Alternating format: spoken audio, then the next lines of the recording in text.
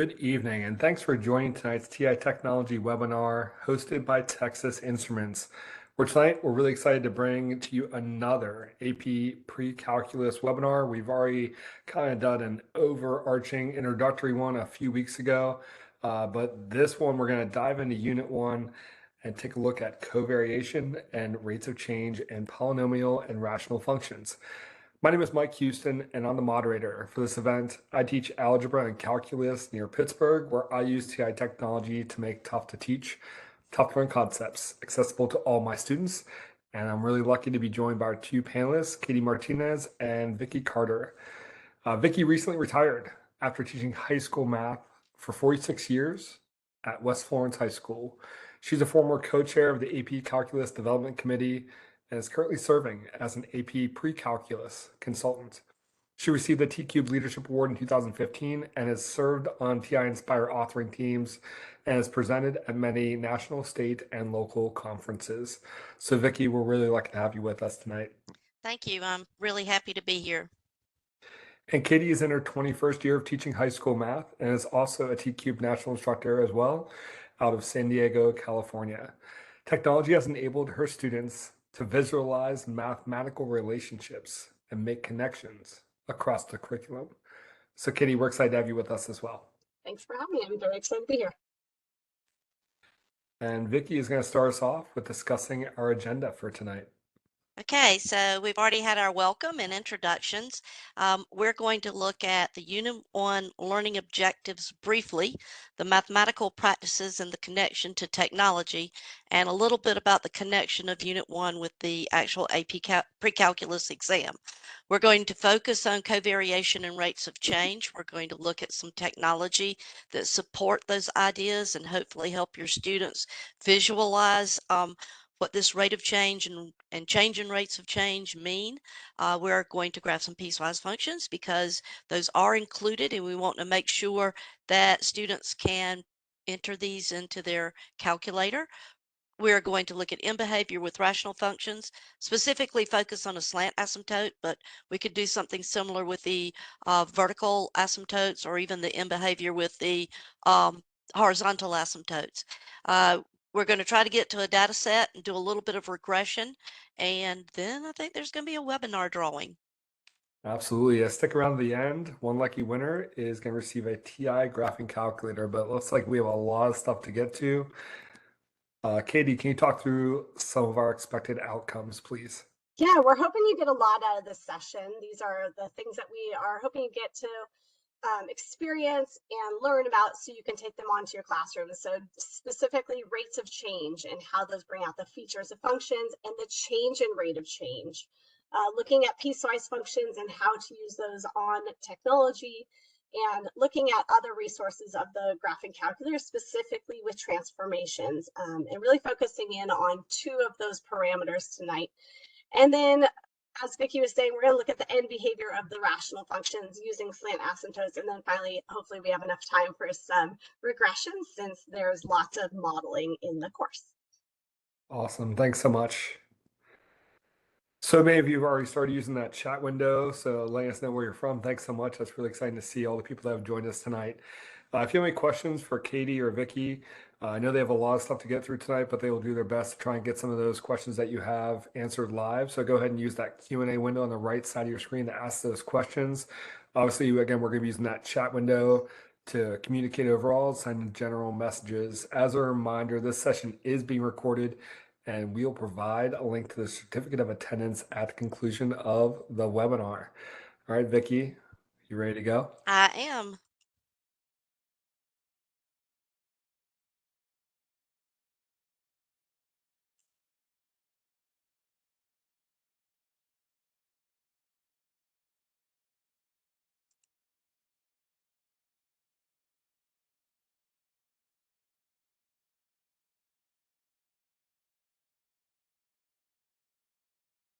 All right, so we're going to be looking specifically at Unit 1, which is focused on covariation, rates of change with polynomials and rational functions.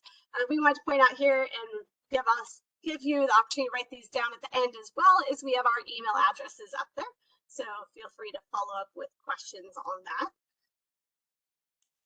And then within Unit 1, we want to remind you, actually within the whole course, we want to remind you about the CED, the course and exam description. And I will put that link here in the chat if you haven't accessed that recently. That is your go-to for the course for AP Precalculus. So everything we're going off of is based upon that CED.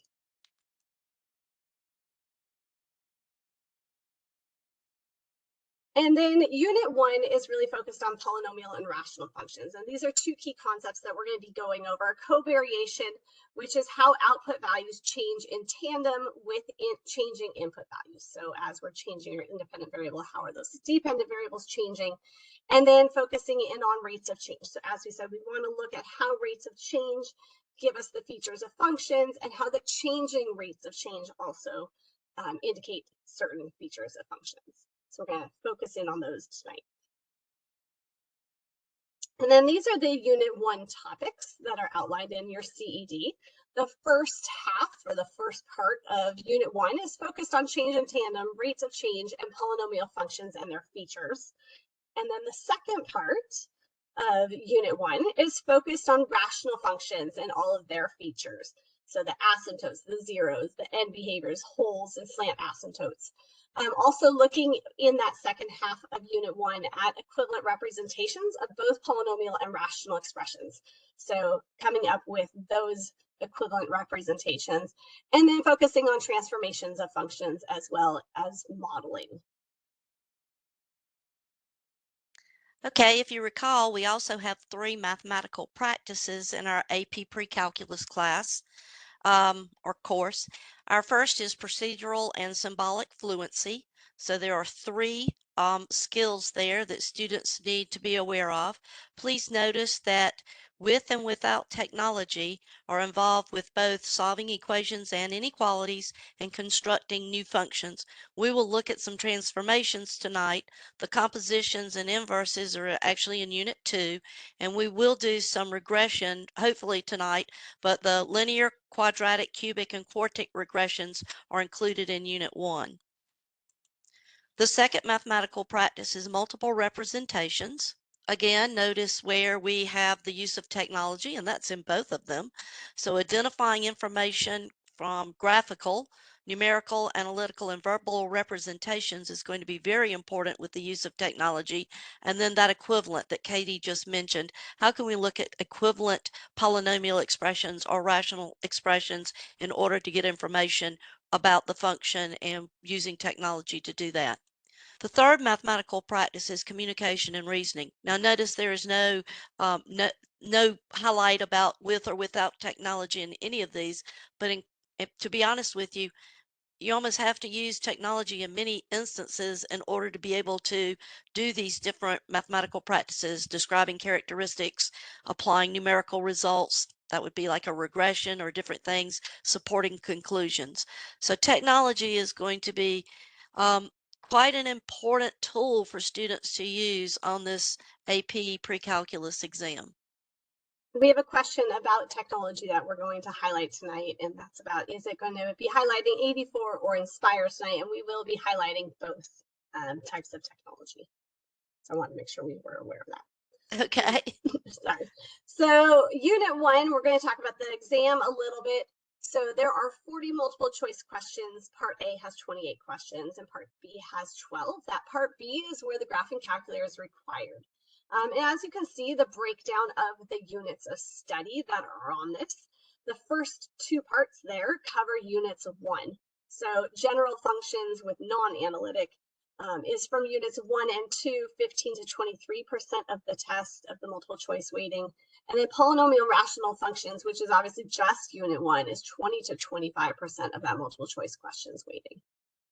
And then the free response questions, there will be 4 of them. 2 questions for part A.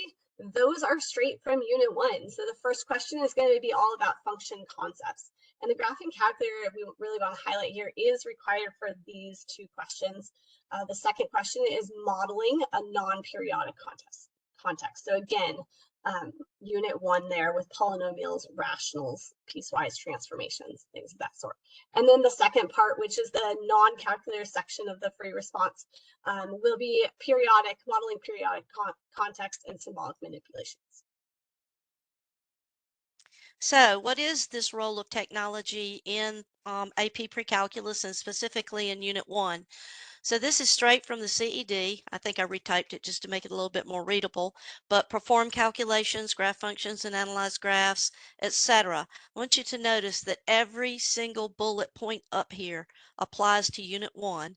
With the exception of the very last one, there are only the linear, quadratic, cubic, and quartic regressions that are covered in Unit 1. The other regression models are covered in Units 2 and 3. But I hope you can see that there is a heavy use of technology in Unit 1, and students need to become very skilled at using the technology to complete questions and problems from Unit 1. Okay, so now what we want to do is take you to some actual problems that we're going to go through. Make sure everything is showing up okay. There we go. We're going to start off by looking at 2 Nspire documents to look at rates of change and average rate of change, excuse me, and also looking at the change in rate of change. So we're going to pull up an Nspire document. All right, let me slide this over a little bit. I've got screens, too many screens in too many places. All right, there we go. Now we can see what we're doing. All right, so this is the online TI-Nspire calculator, and I need to open a new document here. Let me get this open right quick.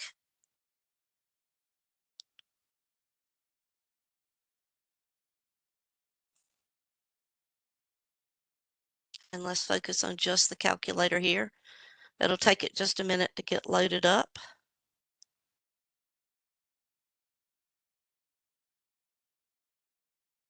And make it with just the calculator. There we go. All right, Katie. All right, so this first Nspire document is looking at average rates of change. So what you're going to see on this next page is that we have x coordinates of the points that have a difference of 0.1. So we have that fixed equal interval. And we're going to be looking also at the slope of the secant line that's attached to those 2 points. At the very bottom, at the top, excuse me, you should see average RC. So that's your average rate of change, the slope of that secant line. And then at the bottom, we have what we call a slider. So down in the bottom left corner, and there's a little letter B there. So what we're going to do is we're going to start to change that B, and that's going to move our points. It's going to keep that equal interval of 0.1 between our 2 points. And we want to notice the average rate of change. So visually, we're having the students start to make connections with how the average rate of change relates to the features of the graph. So as we have a positive average rate of change, we can see that graph is increasing. When we get near that relative maximum, we see that average rate of change was 0. And now that we are moving along the curve, our average rate of change, or the slope of that secant line, is now going into a negative direction.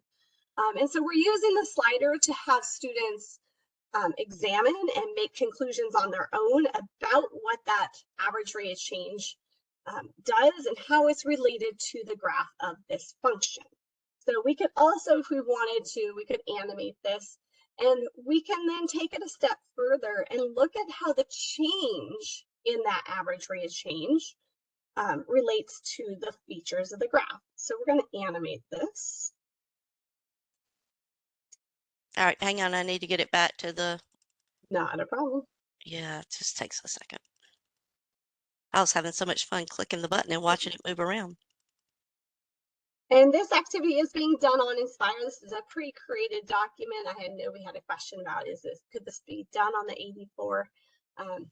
We could do similar on the 84. It's just going to take a little bit more, but we could, as a teacher, have that control as well. Okay, so I'm just going to interrupt a second. So when we do animate it, and I'm sure Katie was going to tell you this, don't look at the animation don't stare at the points. So it's basically going to move around the curve the same way. What we really want you to do now is think about how the average rate of change is changing. So I'm going to animate it. So we want to pay attention on the top left there, that average rate of change, how it's changing. So Vicky's going to get this animated and going for us. And it will just kind of loop as we get to the end of that. What's showing on the screen, it'll loop back to where it starts. So as we are approaching that maximum, we should be noticing the average rate of change changing. And as we're approaching that relative minimum, we're also noticing change. And so here, what we're hoping to see is that average rate of change where we're currently sitting. Now here, we're going to be noticing that it's decreasing. The average rate of change is decreasing in the section of the graph where this curve is concave down. And as we are changing into a concave up portion, the average rate of change is increasing. So we are really looking at a change in a rate of change. And that's a hard concept for students to grasp. So we are giving them the power of the visualization to see that rate of change. They could certainly make a table of values and they could track the points. They could hand click that slider and write down the average rates of change and then see for themselves, have a little bit more control in how that average rate of change is changing. So we're going from a decreasing rate of change to an increasing rate of change along this cubic function that we have graphed. Thank you, Katie. I really think this would help students understand the concept, especially the change in the average rate of change, and the fact that we've got it set up with those consecutive equal width input value intervals. Those 2 points were always a delta x, or a difference in the x values, were only 0.1. So, I mean, those are pretty close together and kind of a really great visualization for the students. So if your students are having difficulty sort of visualizing increasing, decreasing, concave up, concave down, we do have another document that we just want to show you quickly. Well, as quick as I can get the computer to cooperate.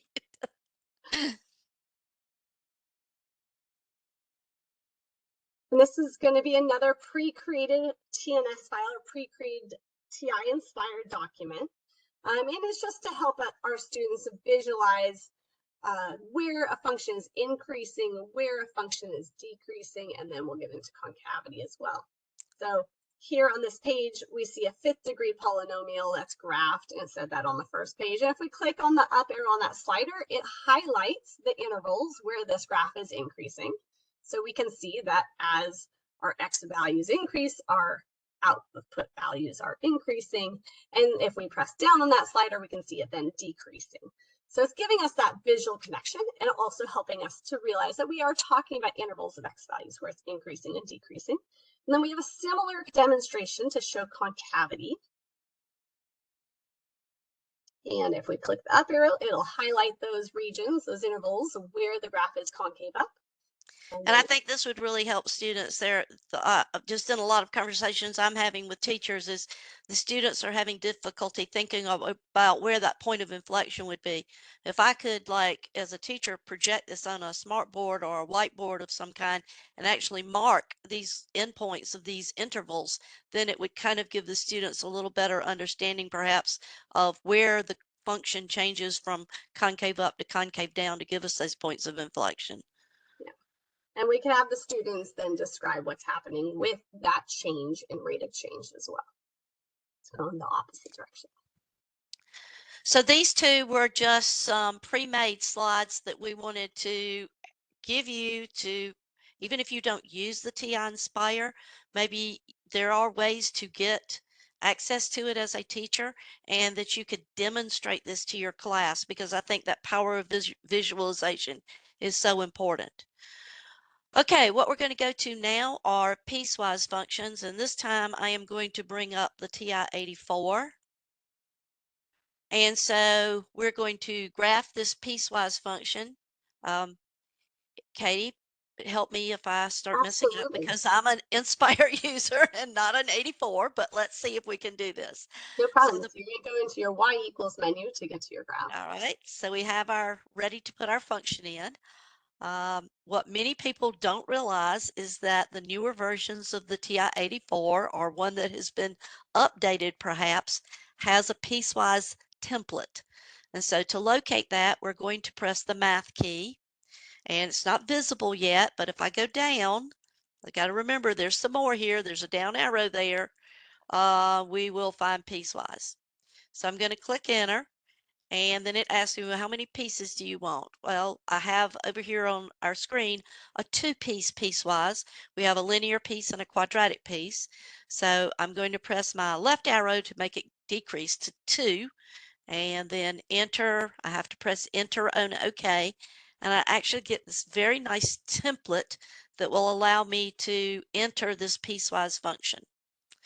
So we have negative x minus 1. And then I'm just going to use my right arrow key to go to where I define that domain for this function. So I want a domain interval for the linear piece to be -3. Now to find my inequalities, I need to go to, it's kind of funny, it's called test, but it's second math.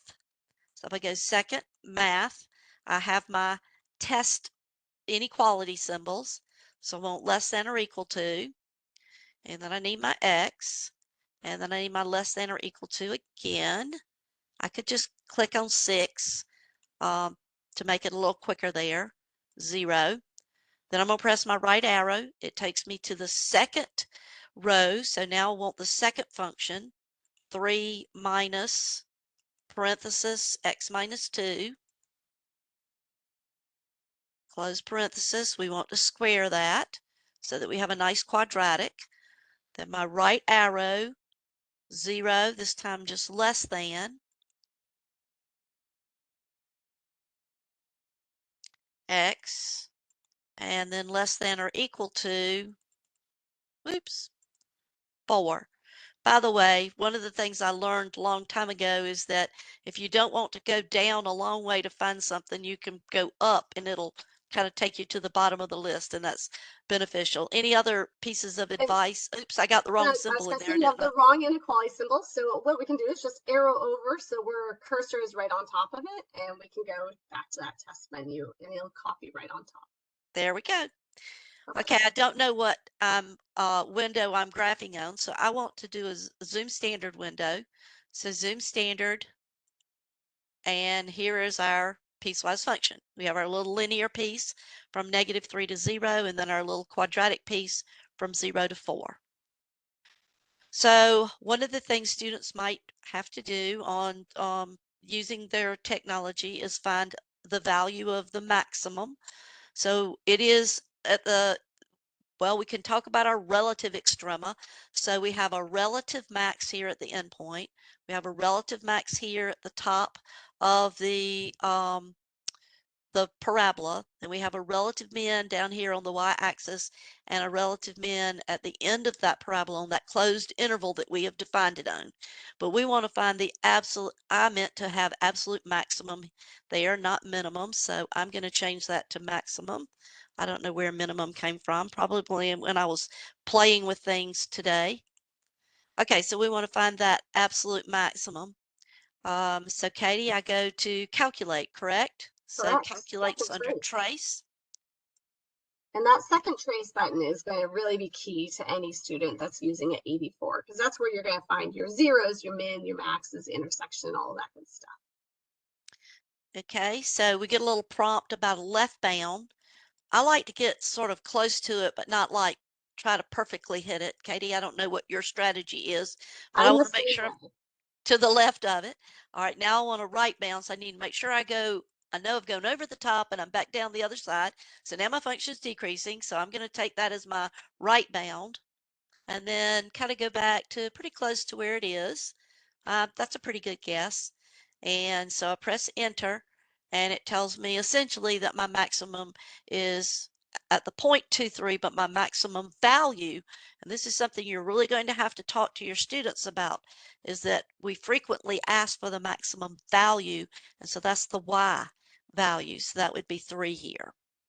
And one thing I noticed when you were just teaching us that is that you use the terms, we need to go from where the graph is increasing to where the graph is decreasing. So really focusing in on our terminology and stressing that vocabulary throughout our lessons.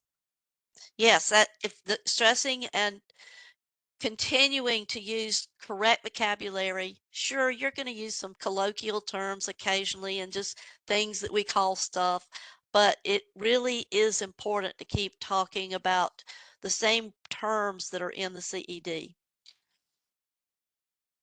The question came up, can this be done on Nspire as well? Yes, it absolutely can be done on Nspire. We will in just a few minutes. We want to actually go into the transformations on the 84 while we're here because we're going to transform this piecewise function. And so we'll switch over to the Nspires in just a few moments. Right. So on our 84, we have an app that's called Transformation Graphing. So if we can press that apps button sort of in the middle of our keypad there, and you're going to have a long list of applications. They are alphabetical. So if we notice there is a down arrow there, we're going to go all the way down until we find transform. And we'll press enter. One thing to notice is if you had this on already, it would ask you if you want to quit the application. So just kind of keep an eye on that. So it looks like we did nothing. There was a little splash screen that appeared. Vicki just pressing a button. We're going to go back into our y equals now. And we're going to work with the 4 different parameters of transformations. So, and Katie, one thing I know people miss this, but look very closely at what is to the left of y1 and y2, because that's indicating that they're playing in our transform app. Right. And at the top, right above where it says plot 1, plot 2, plot 3, it does say that we have that transformation graphing app active. So if you didn't want that active, you could go over to where it says quit app and press enter, and that would quit it as well. So if you didn't want it going on.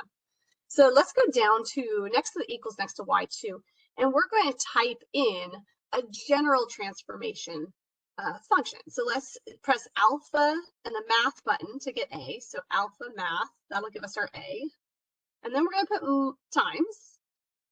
And so here's one of those things that my students did not know. Like I did this last week with my students. They didn't even know this existed. You can pull up any function that you have worked with that's currently active in your calculator. We're going to press the vars button. So the variable button, and we're going to go over to y vars. And we're going to select function because that's what we're working with is functions. And we're going to select y1 because that's where that piecewise function is that Vicki just entered. And then in parentheses next to it, we are going to type B, so alpha, and then the apps button. And then times, and it is really important, especially on the 84, that you put the multiplication symbol here, parentheses x plus c. And that x plus c was new for my students. They hadn't worked with x plus c, so it really kind of honed in on their understanding of the transformations. We're going to close parentheses one more time, so we have both sets of end parentheses, and then plus d.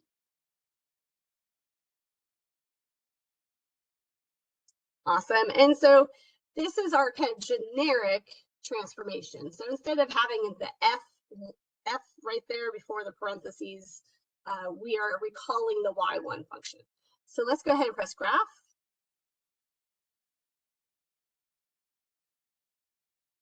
So do you want to go to setup first to? Yeah, let's go ahead and go to setup. So you're going to press the button underneath setup, which is the graph button. And that's going to allow us to set our A, B, C, and D values, as well as our step size for those. So we would want A and B, our multipliers, to be 1, C and D, our translation factors there, to be 0, and step size of 1 is okay, I guess. We'll just press that graph button again. So what we're seeing there is that piecewise function we originally had is actually hiding in blue. We have that transformation function right on top of it. And now we have the ability to change our A, B, and C and D values.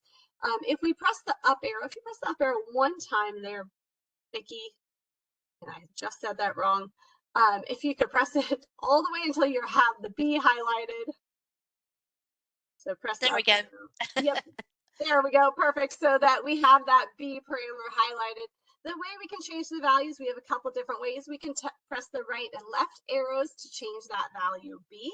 So if we press the right arrow, it's going to give us a 2 because our step size was 1. And we can see the red function again is that transformed function. We can see that it was a horizontal compression there. And we could keep changing it. We could also, if we wanted to be more selective, we could type in a decimal, or we could type in another integer. We could type in a negative. So if you wouldn't mind typing in negative 0.5.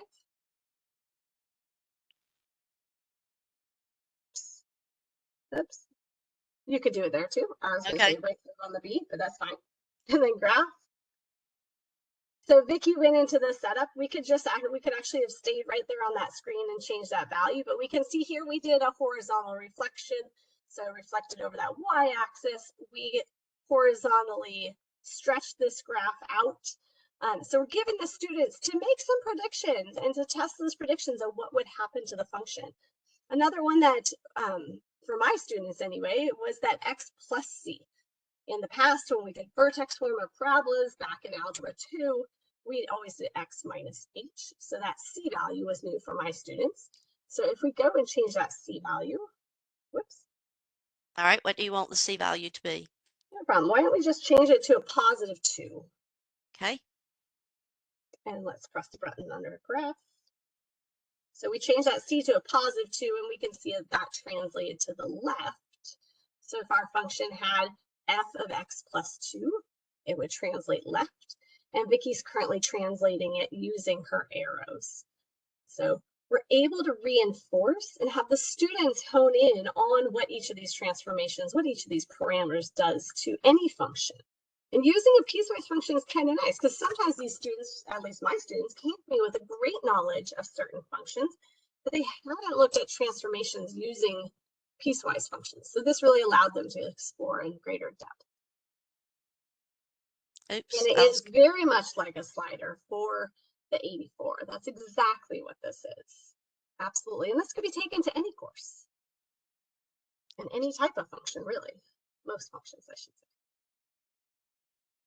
Okay, Katie, do we have any questions about the use of this piecewise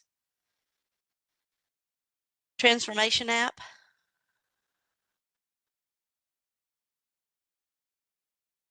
Most of the questions, it looked like, got answered by other participants, so I appreciate that. Okay. I was trying to help them out. And yes, you will get the recording of this. You can absolutely go back and try it yourself. Yes. Yes, absolutely. Okay, so we did say we would show you how to do this on the Nspire. Yep. So we're going to start a new Nspire document. And we're just going to do this real quick. We're not going to spend as much time. So this is not a pre-created document that we have already made. So you could set it up as a pre-created document if you're an Nspire user. Let's go ahead into our symbol template or symbol pad, which is next to the 9 on that right side of Nspire. Excuse me. And let's go over to our piecewise function. We're going to have 2 different parts. And let's type in our function there. So negative x minus 1. And then this time, if we need our inequality symbols, they are actually control and the equal sign, which is 2 buttons to the left of the 7. So if you're looking for those inequality symbols, they're above the equal sign there. We're going to type in those inequalities.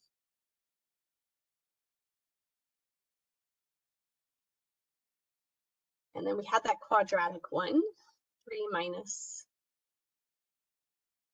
quantity of x minus 2 squared.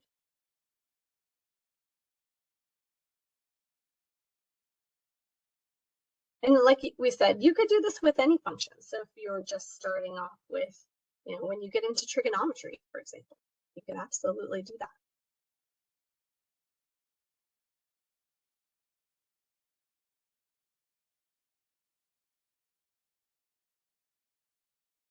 Okay, so we are going once to you have it typed in, press enter. press enter. Yep. And just so our screen isn't so cluttered, can we move that function label away, please? And you can hide how that about if I you hide it? wanted to hide it. All right, I'm gonna hide it so it's just not there. Okay.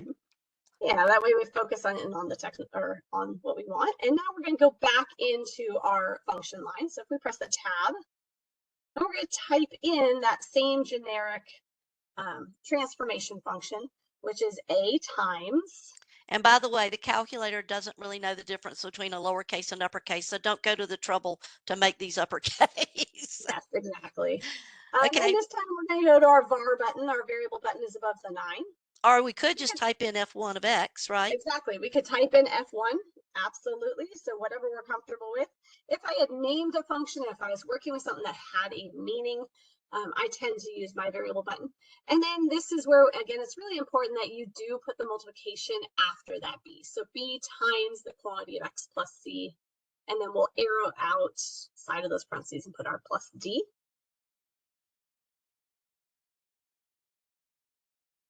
And it asks me if I want to get sliders. Look at there. Absolutely. So it will know that we want sliders for all of them, and you can unclick if you only wanted to examine what A did or what B did. You can unclick them. You can minimize these. There's all sorts of things we could do. We can move them off the screen or away from the screen. And this is set up so we're grabbing that little bar and moving it. We could even type in values, have a little bit more control. But the same type of ideas, examining the effects of each parameter and how it changes the graph of that piecewise function that we started with. And Vicky's just moving that label that was attached to the graph.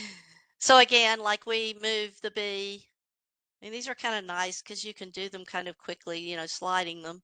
You get a little quicker result. You can set up different things about how you want the sliders to perform as you move them. You can change them into that. If you recall that first document that we had where it was like a little arrow we were clicking, you can actually, it's called minimize it, and you could change it to little arrows like that that take up less part of the screen. Awesome. So, but this is working basically the same way as the transform app. It's just it's probably a little quicker to set up, but it's still really nice and does a very similar job. And it's a great way for the students to make conjectures, to test those conjectures and really own their understanding of what each parameter does. I'm a strong proponent of doing that so that students have a say in their education and kind of hone in on their knowledge. So one of the other things I would recommend, maybe if you were using either the 84 or the Nspire, we showed you all four. I think that's a little overwhelming for students at the beginning. I'd probably only do one or two. As Katie was originally saying, we wanted to make sure that you understood how to format all of them in either the TI-84 or the TI-Nspire so that you could demonstrate this to your students.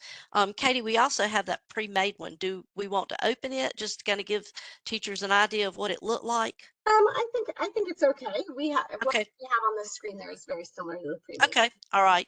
So I think in that pre-made one, I haven't looked at it lately, but I think it like does a couple of transformations on one page, and then on the next page it might do the other transformations, or that might be a way to handle it in the classroom if you were demonstrating this so it's not quite so crowded. You might do the vertical transformations on one page and the horizontal transformations on the other page, something like that for them to make connections.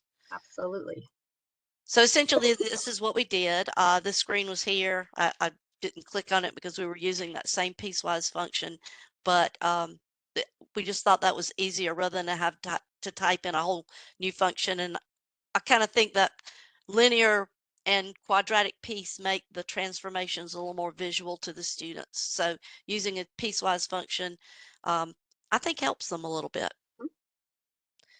All right, rational functions. So we have here a rational function, f of x equals x squared minus 8x plus 9 over x plus 4.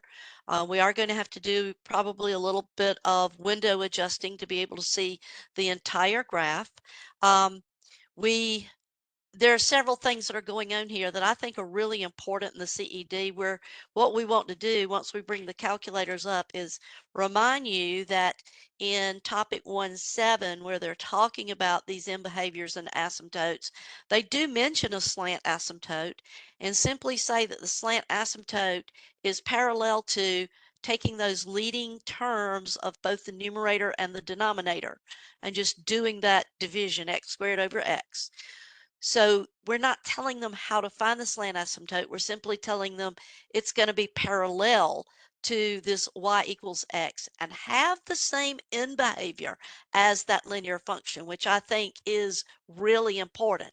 Then it's not until we get to topic 111 that where we're doing those equivalent representations of polynomial and rational functions that we actually go into, hey, let's use long division and let's find this slant asymptote. So what we want to do here is graph the function, adjust the window, then we're going to graph the slant asymptote.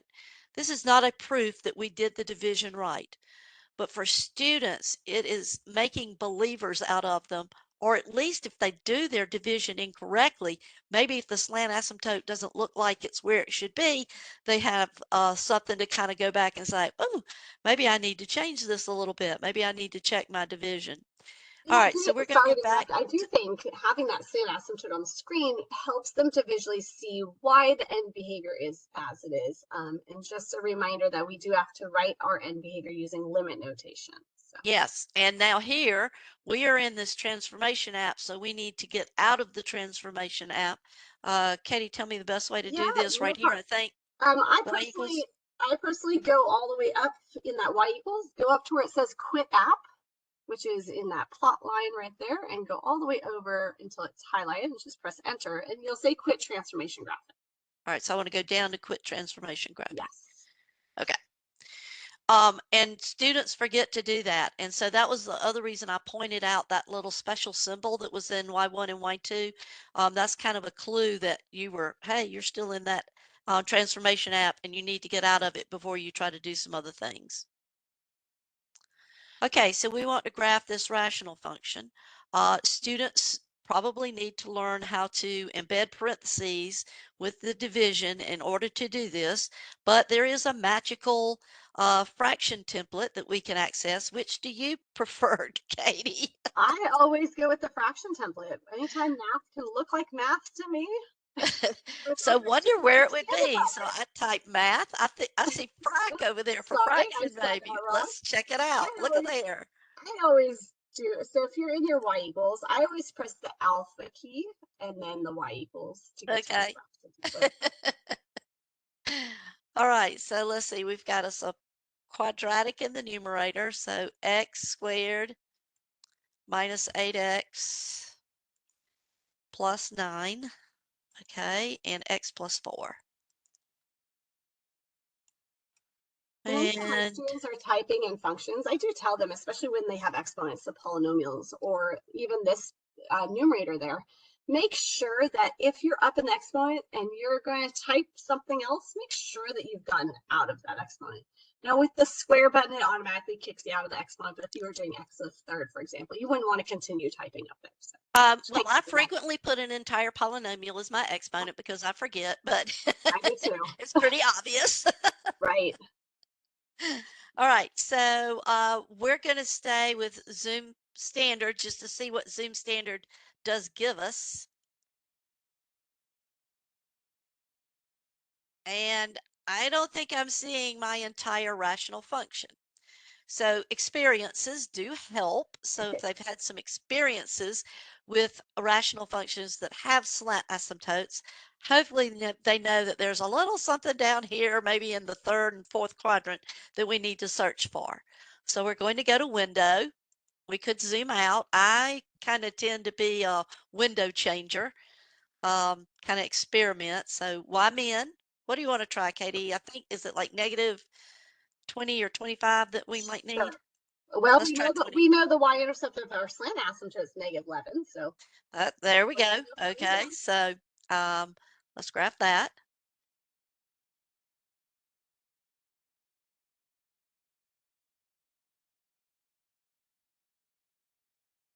I thought that was enough. Oops, maybe we need to go further. Apparently. Whoa.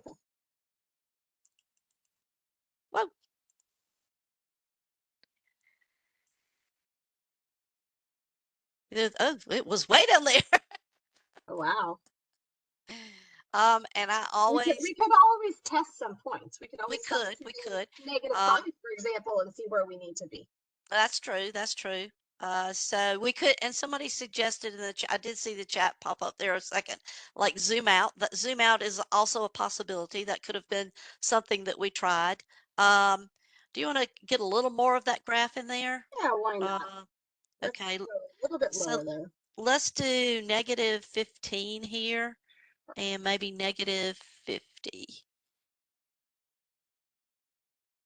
All right, let's try that. I think this might give us a little better vision of what we've got going on. Okay, so here is that rational function.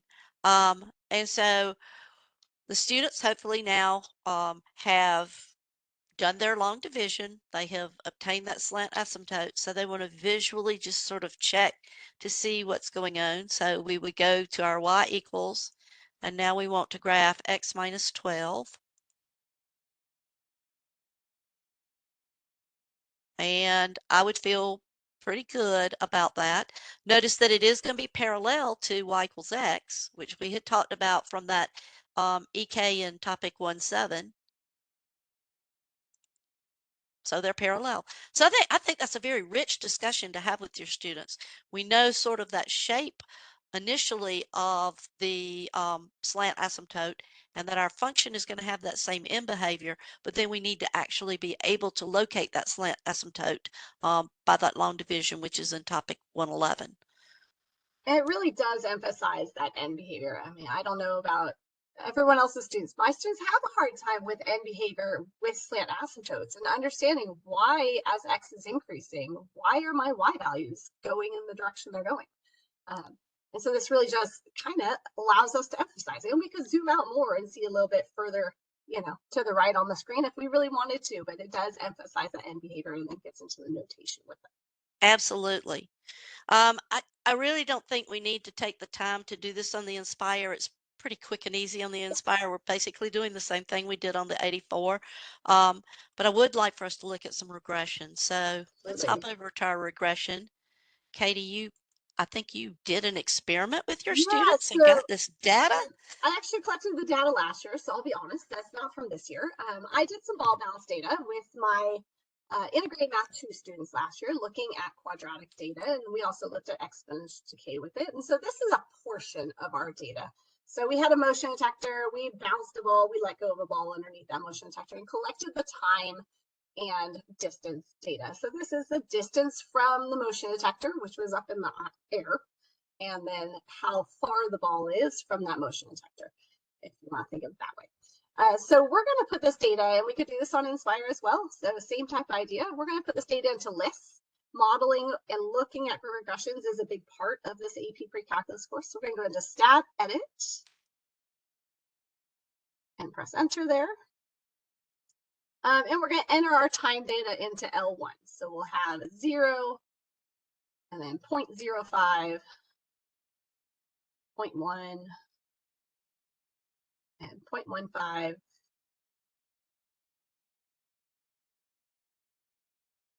Oh, and it's always important to press enter or something after that last, because I forget to do it sometimes. Right. All right, 0.928. So 0.0928, enter.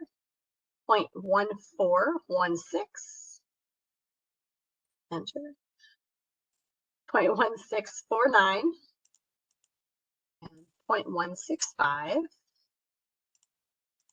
I think it's kind of neat. Oh, and I kind of think it's neat to actually use real data. So I think this is cool. And we could collect any data from our students, right? This was physical data that we collected last year in my Math 2 class. So now we have to actually be able to see this data on the screen. So first I'd like to go into y equals and make sure that we don't have any functions showing. I cleared them out. Oh, you did? Okay, perfect. Yeah, I cleared them out. All right, perfect. So second y equals will get us into our plot menu. And let's go into plot 1 and turn that one on. So press enter on plot 1 there. And we are going to go down and make sure that it's on, that we have that first scatter plot type, L1, L2, because that's where our lists are. And then I personally am just going to run a zoom 9 or a zoom stat. Zoom 9 stat. Zoom stat. And we should be able to see our data points. If I was working with my students, we would obviously talk about domain and range, what would be appropriate window. Just for our time's sake, we want to make sure that we're able to run these regressions. So what we need to do now is we need to go back into our stat menu to run our regressions so that we can analyze it. So we're going to go stat, and then go over to calc. And this looks like quadratic data to me. We're going to go down to quadratic regression. Press enter. And it will default to L1, L2. That's luckily where our data is. Let's go down to store regression equation. And we're going to use alpha trace to get to the short menu or shortcut menu for our y equals. We could also go into the variables again. So that's alpha trace, and we're going to select Y1. So that's telling the handheld that we want to store the regression equation in Y1 so that we can see it on the screen with our data. And go down to calculate, please. All right, hang on one second. We had a frequency lists question, like somebody asked, I always skip it. What's it used for? So that's more for other types, not scatter plots, right, Katie? Yeah, that's my understanding as well. I don't use it either. All right, so we want to calculate. Yes, go to calculate. And it shows us the equation. If we went into our y equals, we would see that same equation stored into our y1. I was going to say we didn't need to, but that's fine. And then let's just press graph, because our graph was already set up to go. And if we have a great model, a great fitting model, it should fit. I honestly did collect all this ball bounce data, and it was very, very accurate. So I just cut out one of my bounces. And so you can think about what's that ball going to do over time. It's going to decrease in height. And so this was just one of those bounces. And we're able to then, if we wanted to, we could then evaluate it. That's one of those things that we haven't looked at yet. If we went to our our main homepage, we could evaluate that. So if we go into our vars, our variable button, or we could do the alpha trace again. Let's go into Y1, and we can evaluate that. Let's say, Y1 evaluated at 1.2 seconds. About 0.12, because I'd made the same mistake earlier. Thank you. 0.12 seconds. So this is something students would need to be able to do, because we ask them to run a regression and then make a prediction within that domain of data values that we've given them. And so we would get that height, and you can compare it to what you have there. Okay, we're not, I don't think, going to be able to get to the Nspire, but the Nspire works in a very similar way. I'll just show you really quickly. So if we did a new document,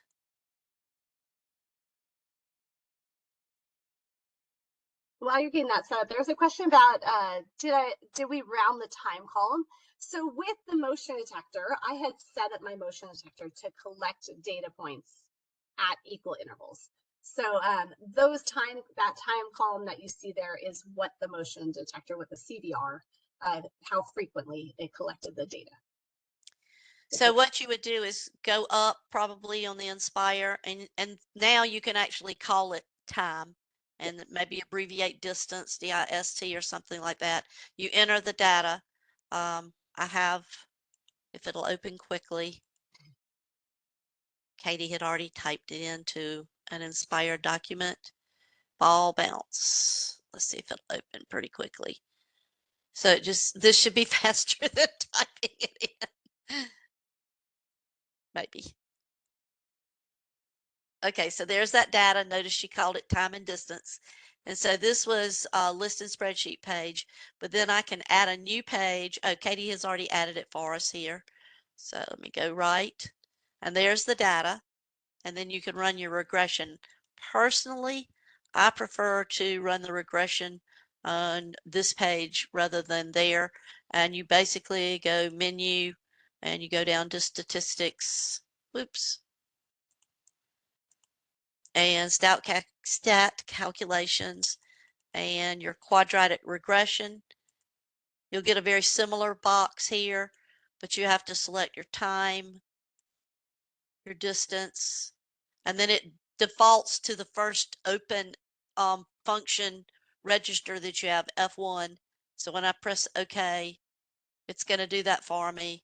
And so then I could actually see how that graph models that data. Same kind of thing that we saw on the 84. I know that was very quick, but we wanted to show that to you just so you had a little bit of an idea of how to use the Nspire. And regressions are a really big part of AP Precalculus. It covers lots of different function types, even in units 2 and 3. So keeping that in mind. So there's a question about how you collected the regression data. So just I quickly used a motion. describe that I again. used a motion detector, and I held the motion detector upside down, and then I dropped a ball underneath. So I collected time and distance from the motion detector. But you can also gather video camera points from video camera using other software as well. Yeah, I've seen that. And I've even seen like pictures where you've got like a background, a picture, and you actually like kind of estimate points because there's a grid over the picture, and then you could enter that data and sort of model a quadratic that way too. So that's kind of neat, like a water fountain kind of a thing, and everything. I stopped sharing one screen too short, but anyway, there'll be some information that you can receive at the end when you get. We need Mike back to take us to the end.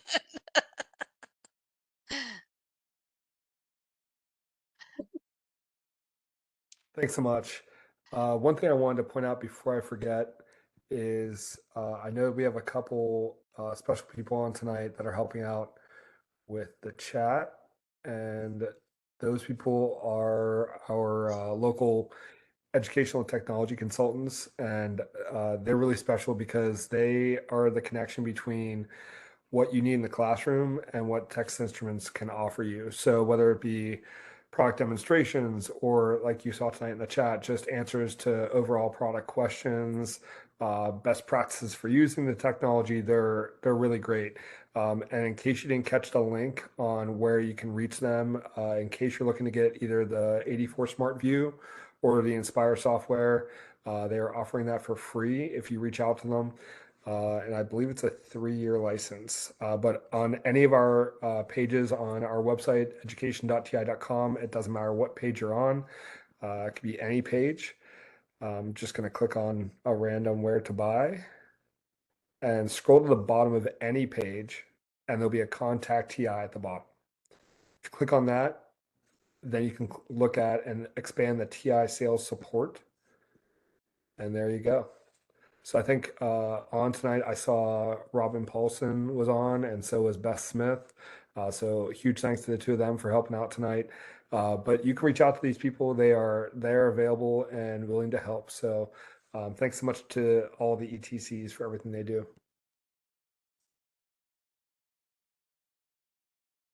As promised, we are giving away to one lucky winner a TI graphing calculator of their choice, and tonight's lucky winner is Betty Lloyd. So Betty, congratulations. I'll be reaching out to you probably later on tonight to get a little more information as far as which graphing calculator you would like to receive. So start thinking about that, Betty, and congratulations. To receive a certificate of attendance, click the link in the chat window. Also listed as a link for the documents for tonight. And one little caveat about those documents, Vicky's really sneaky and she snuck in a couple extra nuggets of great stuff for you guys after I created the documents link. So you can get that documents link tonight, no problem. But if you wait a couple days until you get that follow-up email, which will contain a link to the recording, the documents, and the certificate, that documents link will be updated with all the, I think it was 2 extra documents she stuck in there. So feel free to hit that documents link tonight and start looking at some of the stuff they put in there, and then visit it again whenever you get the follow-up email in a couple days. And if you're watching this on demand, copy that link into your favorite browser to receive your certificate And last but not least, we're working really hard to develop a really great professional development series for all of you. And so we really welcome your feedback. We want this to be successful, and I think tonight went well. So, huge thanks to Katie and Vicky for everything they put together. I know they spent a lot of time getting things ready for tonight. But if there's things that you think that we should do differently or better, or things that you really want to see that you haven't seen yet, those are all things that we would hope that you would leave in the post-webinar survey for us. So that being said, again, big thanks to Katie and Vicky for everything they put together for tonight. Bye, everybody. Bye. And a huge thanks to everyone that joined us. Thanks so much for giving us an hour, and we hope to see you back online next week. Have a great night.